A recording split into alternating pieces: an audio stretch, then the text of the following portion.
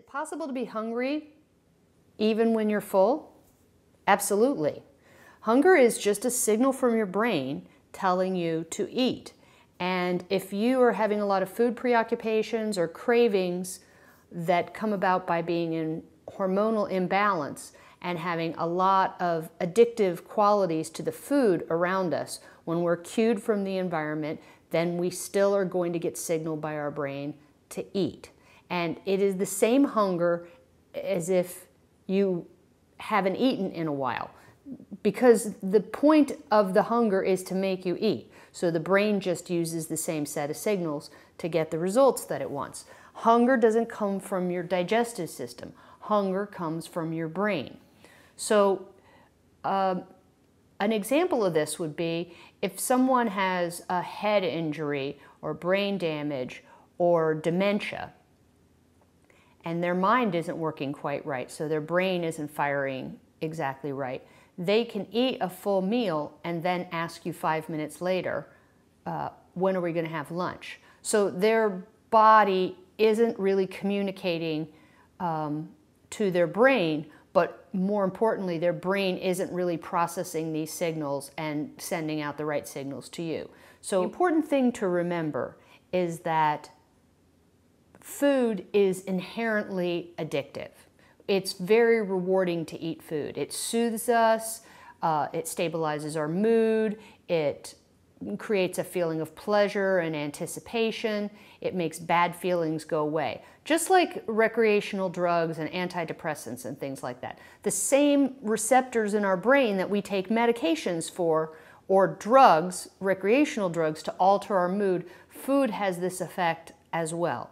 So what happens over time, if you don't come up with other strategies to deal with certain feelings, then you will always find that the default position, eating something, makes you feel better. It might make you feel better if you feel bad. It might make you feel happy or pleasurable sensation if you feel good. It might remind you of pleasant times. It might make you feel less lonely and tied to other people. All these good feelings can come from eating food, so it's very, very reinforcing. So we must find other behaviors that are also reinforcing, that are also pleasurable and convenient for us to do. We have to make time for them, and we have to practice them, because just like a person, our brain is going to automatically prefer what it knows works and already is familiar. We don't really like to waste energy on learning a new strategy. So when you have food preoccupations, or you have bad feelings, emotional eating because you're lonely, because you're stressed, and you eat in response to these, eating will make these feelings better for a little while.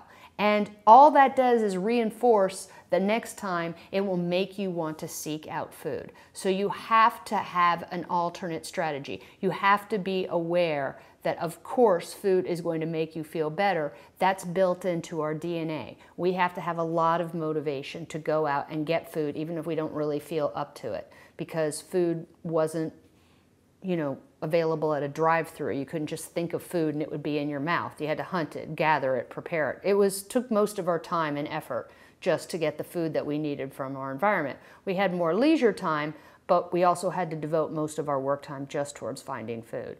So in order for us to be motivated to do this, then we have a lot of signals that come from our brain that are going to motivate us to eat and reward us when we do. So a big part of dealing with food preoccupations is to start to learn other ways of dealing with feelings that you have rather than eating. You could say that they're appropriate ways, but that's a little bit simplistic, because eating is always an appropriate way, because it does make you feel better and it does make you feel happy. But it isn't the only thing in the world that does that. It's just the easiest thing. It didn't used to be the easiest thing, but it is now. And so life is hard, food is easy, and we have to kind of find other things to be able to address these food preoccupation feelings.